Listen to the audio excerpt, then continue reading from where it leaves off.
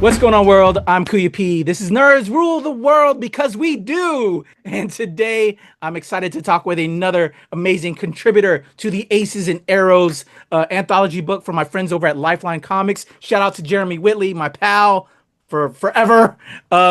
He's introduced me to a bunch of the amazing contributors. And today, as you see on my screen, I have another amazing contributor in Day Irwin, who is writing the To Everything story within the Aces and Arrows anthology. Day, thank you so much for your time. How are you today? I'm good. I'm good. Yeah. Awesome. Well, I'm giving you energy. I'm giving you all the vibes, maybe a little bit more than you, because I love us as contributors. As I was telling you earlier, as a creative, I need my creative community to feed whenever I am just down or I'm hitting that block, to get inspired, because I think that is how I personally truly live. It's through my work and through the art.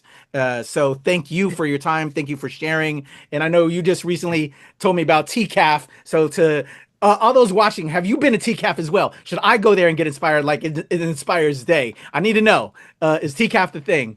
But Aces and Arrows, the anthology we're talking about right now, shout out to Lifeline. How did you hear about this project? Why did you want to get involved with Aces and Arrows, Day? Gosh, well, I was actually a contributor to Lifeline's previous anthology, the Transphoria anthology.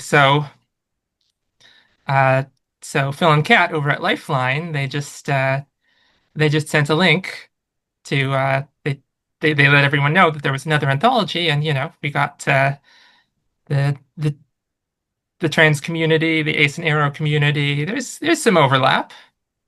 And then I was just like, well, I I'm on the A spectrum. What can I do? Okay, I dig that. So we have this piece that is going to be representational of community, which I am all about, because I feel as a person of color, as part of a marginalized community that we are a part of, it's this representation that just is such a filling thing as well. Like I was speaking earlier in regards to arts and inspiration, we have members of our community that sometimes when they don't see things like this, they get down. And, unfortunately, I'm sure you might be aware of some people in your past. I know I have people that have went the other way, and it's such a sad state of affairs, and it's so heartbreaking. So I always treasure when we have things and books and works like this, so that way we can all feel seen and feel loved. Yeah, I'll say that as the bottom line. We all need to feel loved. So you contribute. You already know Lifeline. You're down with Phil and Kate, and you have this new anthology in Aces and Arrows. Where did you pull your story from? You said you're part of the community already. So all right, I'm down. Obviously, you did the last one. You know this one. Where did you already have the story in mind, and if not, where did it come from, and can you tell us a little bit about it? But of course, we're gonna read the whole thing, so we're not gonna spoil, because we're all gonna subscribe Okay. and support the All right. Kickstarter campaign. All right, no spoilers. Yeah, well, I think it's a really tricky thing with Ace identity, because I think there is this, you know, this voice in my head and also in the dominant culture that's like, well, is that really is that you know is there really a story there, or is it a lack of story, or is it something missing? Is that is that anything? And I think I struggled for a long time with, like, even feeling like I was part of the ace spectrum ace community, because it's like, you know is this a worthwhile experience? And I ask, is this everything? And no, is this anything? And my story is called To Everything, and I kind of landed on the idea that of you know representing some of that struggle. So I am Ace. I am not aromantic. So I decided to kind of represent that experience and show some of the like challenges and insecurities that, a person who is ace and wants a relationship, that's something that's kind of followed me through a lot of my life, I realized. And so I thought I would put some of those insecurities on the page and have this protagonist to you know, who has a crush on her best friend, but she's got those same worries. She's worried that she can't give like a complete relationship. And this is an ace pride anthology, not an ace, sadness anthology, although the stories cover quite the emotional range, but Yeah, I absolutely wanted to say like who says, you know, who says they're incomplete? definitely. They can have absolutely a complete life and relationship. And so, and this is actually my first time doing like a grounded slice of life. Like you look through my work and there's always like some kind of, genre element. But this one is just like a small slice of life, grounded, but finding the humor, finding the Yeah, comedy. If I can't make myself laugh, then I don't have a script. yeah. I dig that. I love that. And I hope for you, when we, well, thank you, number one, for sharing something that's also that is based on your own experience. Whenever we open up ourselves to sharing our lived experience, it can always be difficult. I don't know about you. I'll speak for myself, but that can be difficult. But then at the same time, when I have, and I'm curious for yourself, it can be so therapeutic and so freeing. Was that the same for you? And how long did it take for you? Obviously, I'm sure you had a deadline. You wanted to be a participant in this, and you had to get it done by X, dates, right? How long? How was that for you to put that onto paper, and how freeing was that for you to just share that experience? And now, as it progressed to then, they put an illustrator with you to work on that, and I want to talk about that as well. To see it get brought to life and all of that, what just the whole process has been like.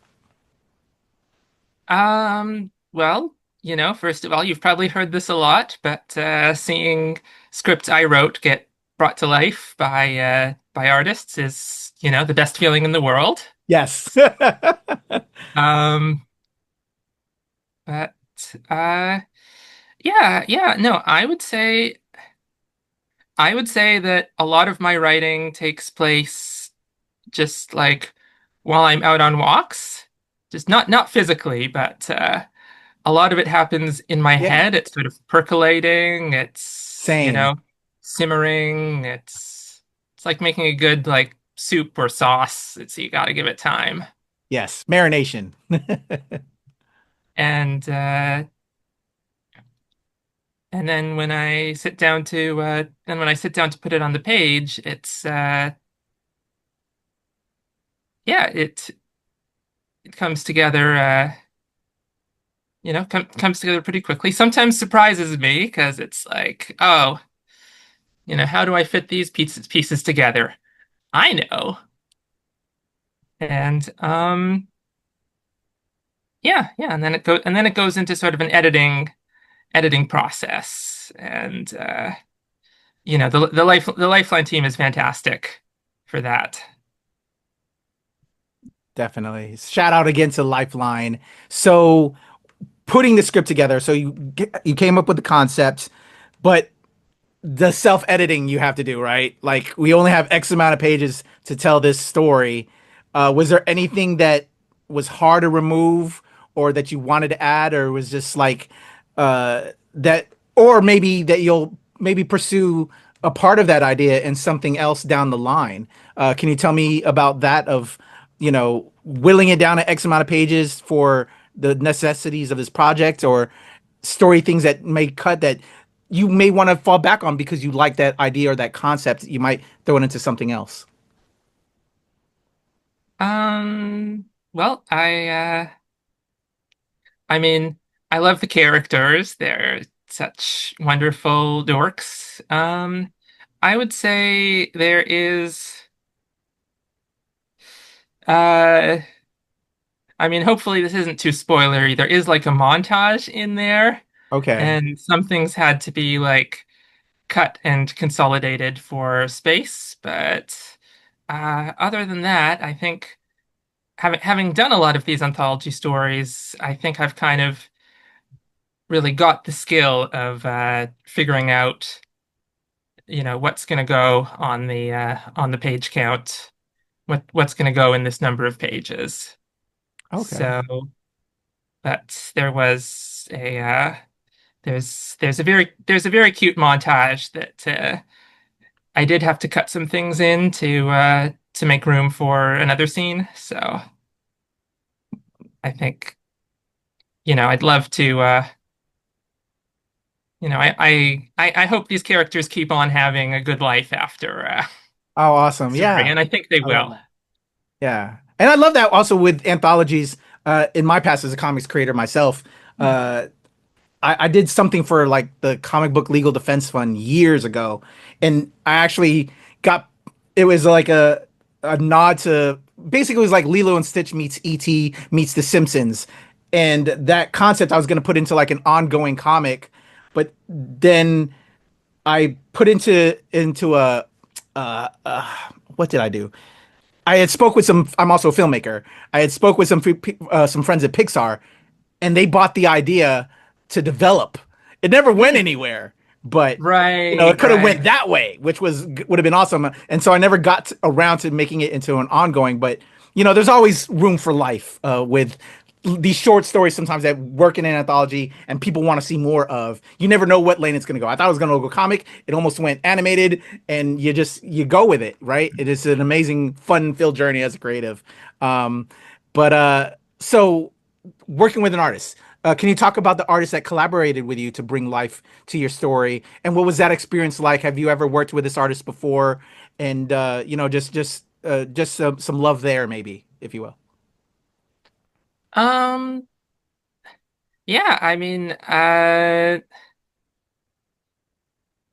Amelia did a is do is well, it's still being drawn. Amelia is doing a fantastic job with the characters. I think I think for me, so much of the comics comes down to like the expressions, like the expressiveness of the characters, and that's something that Amelia really nailed. Love that. It's and Yeah, yeah, I tend to like once I have released my script to editorial, I don't generally leave a lot of notes because like I'm just excited to find to see what the artist brings to the table, and I can say like, well, I was thinking of this, but so often I'll get a script back, and you probably know this, and like it's like this isn't what I pictured when I was writing, and that's very exciting. Yes, I never thought of this direction. I love that. Yeah, yeah, yeah. You can't. As a form, I'm also an artist too, and I don't know if you kind of like when you're putting down your scripts, you like do like maybe even a crappy thumbnail, like because I'm an artist, I'll like do a blue line, storyboard, and it goes overboard, and you got to learn to pull back. I know for myself, when you're part of these things, you have to you want the artist that you're teaming with to have their full slate of creativity Mhm. and not feel pigeonholed by a dominating writer that just is so much in their way. I don't want to be that, but that is a lesson I've learned a long time ago. So actually, that leads me to then, as a creative, I get a lot of other creatives that watch these interviews and from creative, I love talking process. You know, how we get to point A to point C. What are some of the process things you've learned along the way that you would give to other artists and creatives that are watching this right now? Um, gosh, well, I'm actually a big outliner. I think that's part of why the script came together so fast. So, and I don't actually know a lot of other people who do this, but like I will often create like a page count budget for Ooh, different scenes, different plot beats. I like that. Like I Yeah. have, I can spend, 1 to 2 pages here, 2 or 3 pages here, and and then things have to move on. But then there is I also do what I call like a zeroth kind of a zeroth draft where like just to get things down on paper, I'll have like a notepad document and I'll write down a page that is like just it'll be like just the dialogue or unless it's a unless it's a wordless panel, then like sometimes a little note to say what's going on there, but like just like not formatted at all. The most quick and dirty version Yeah. of the things that are said because I'm also very dialogue based. So Yeah, yeah. I, and then uh and then it's a whole separate step to put that into like comics formatting and describe things and put it in a form that other people can understand it. But at the start, other people don't need to understand it. yeah. We I need to need it. vomit out our ideas in our head just so we can look at it and know where to fit it, right? And then throwing the dialogue on top of that. Or do you start with dialogue? I Do you like start with dialogue. okay. That's me. That's me. And I can't, when I first started getting comics out there, I'd been doing a lot of prose fiction and, Mm, very sort of dialogue driven because a lot of my favorite authors were very dialogue based. And yeah. So I'll start from so dialogue is my starting point almost always. okay. Is it different muscles that you've learned along the way that you stretch, whether it be a novel or, something prose to a comic Oh script? yeah. No, the thing is when you're doing a comics page, that dialogue, it takes up space. Yeah. And you It want to let takes the up art space breathe, more. right? Yeah. Yeah. Yeah, so you really have to you you really have to cut things down. You really have to figure out like what is the amount that I need to convey this story beat.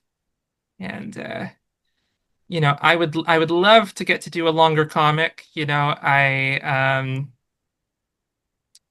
I read I read some comics and it's like, oh, you know, Fujimoto, the artist of Chainsaw Man, he just used 5 pages on a single gag. I am so envious. Agreed. But Yeah. I've really gotten into this mindset of just like, you know, the page space is a precious and rare commodity. Yes. Yeah, I feel that. I appreciate you doing the process convo with me, Day, because yeah, as creatives, it's we always are trying to figure out ways to do things better and get our points across and speak with the work. So I really enjoy that. Because sometimes like, we're doubting ourselves. We feel like we're imposters. I'll say that for myself sometimes. And I've been in the game a long time. Super game a long time. But so I appreciate that because it's that energy, invigoration, that is needed to just know that okay, while I might be doing it differently now or and than I was back then, it's still going to the same end results and hopefully it's successful. So again, shout out to you with your To Everything story that is in the Aces and Arrows anthology. Everybody, again, support the Kickstarter campaign. Links are in the description below, and I'll also have links to all of Day's other sites, socials. Please follow, support her, do all the things. I'm not, and if I missed the pronounce your pronoun there again, Day, I don't know if you do use her. My apologies. Make sure you support Day in the description below. So Day, again, you're contributing in this anthology. Are there any other things I can highlight for you and tell my audience of ways they can check you out? And you kind of mentioned you want to work on it ongoing a little bit, or can we get that going? What do you want to see, or what would you like to do ongoing, hopefully down the line? Or are you working on something like that? Um, well, I have been noodling on a book pitch. I think I think I would I mean there's so many things I would love to work on. I would love to work like I'm a big animation fan, so I have I have a whole file full of like bootleg Looney Tunes comic scripts. I have just getting to work on like characters with really established voices because the dialogue and the tone and capturing different styles and genres. So I love that. So Endgame, hopefully, like maybe like a Looney Tunes gig or whatever. That would be awesome. For those that might be driving, I have a lot of my viewers that, because I live in the DC area and you live in Toronto, that are commuters. I want to remind everybody they can follow once they're safely in a safe place. Hit the links; they'll be in the description. Support Day, follow Day. But for those that might be can remember and have good memory, I'm getting old, so I can't remember things. But if you could tell people how they can support you and follow you online and all your handles, and again, I'll have the links in the description below. yeah, I'm on Blue Sky. I was on the social network that shall not be named. Right? Because F Elon Musk. I'm on on Tumblr. A while back I was doing some like what if the characters of PG Wodehouse, like, Jeeves and Wooster were, millennial nerds and having them like talk about, you know, D&D and Homestuck. I love that. Awesome. So Awesome. yeah. Awesome. Cool. So what is there a main handle? I'm trying to look at my notes here. Is it probably Day? Yes, Is probably Day on Blue Sky, Tumblr, maybe other places, maybe not, depends when you're listening to this. I But understand. I have a link tree, so And I'll new put that in links the will link go up there. for everybody. Follow Day. Day, thank you for your time. I've had the pleasure of reading some of your previous work in The Name of the Forest, Demon from the Dusk Dimension, City Haver Plus, which I see is the artwork behind you. That was really cute. It reminded me of what if real quick, if were you like a Sims nut or what was that other one that I got into during the start of the And, pandemic? Animal Crossing. Did that inspire any of that? Where did that come yeah. from? Oh, we had SimCity on our Sim City. on I had SimCity when I was growing up, and it was so that was like a heavy inspiration. There was but it's like what if it wasn't some like game player in the sky, but what if someone actually living in the city I dig that. was improving it and, it just might be a metaphor for something. I really well done. I have to tell you, really enjoyed that. So shout out to you with that work. Yeah, yeah, and all Because of it my is that undertone, we all just well done, because like it's those kind of games like we're playing God, and I always thought there was a story idea there. You did that, so props to you, because those games, while we love those games, but what about that other side of things? And compared to the reality of now, and we have these lawmakers that are telling us what we can and cannot do. Just that underlying through line there, that we need to think about our choices and what we do, how it affects people. So just bravo to you on that. So yeah. And that is another comic that people can read for free, along with the rest of the TO Comics catalog online. Well done. And I enjoyed reading it. Thank you for sharing that with me. I can't wait to see what you're going to do with Aces and Arrows. I know your artist is still working on it. Emily is the name of your artist. We want to give her a last shout out. What's the creator's name? Oh gosh, I just put you on the spot. I'm sorry. I hope I pronounced this right. Okay. Amelia Strilchuk, I think. Hold on a second. No worries. I put you on the spot. My bad. I always like to show our fellow creators love. No, it's just I bought one of oh sweet autism memoir at TCAF. So nice. Okay, the Zoom background is not no worries. But yeah, be yourself, oh not like that, which really resonated with me as someone on the spectrum, on the neurodivergent, autism, ADHD. So, and I will be very embarrassed if I mispronounce the name, because no worries. I'll put it in the description. Ethnic backgrounds.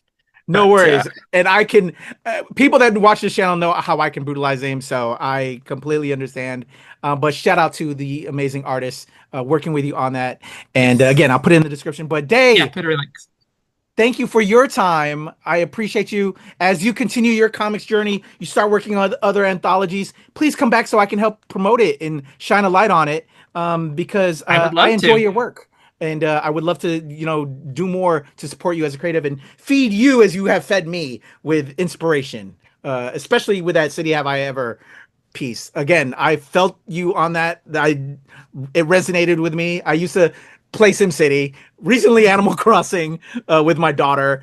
And so I loved that tone. And I can't wait to see what you're going to do in the Aces and Arrows anthology book as well. All right, everybody. That is the amazing Day Irwin.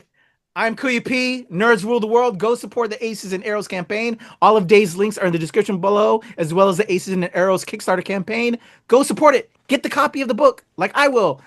Day can't wait. I can't wait. Let's all do it together. Let's read it and enjoy together. Nerds Rule the World, y'all. Bye. All right, Day, there's a cut. Thank you.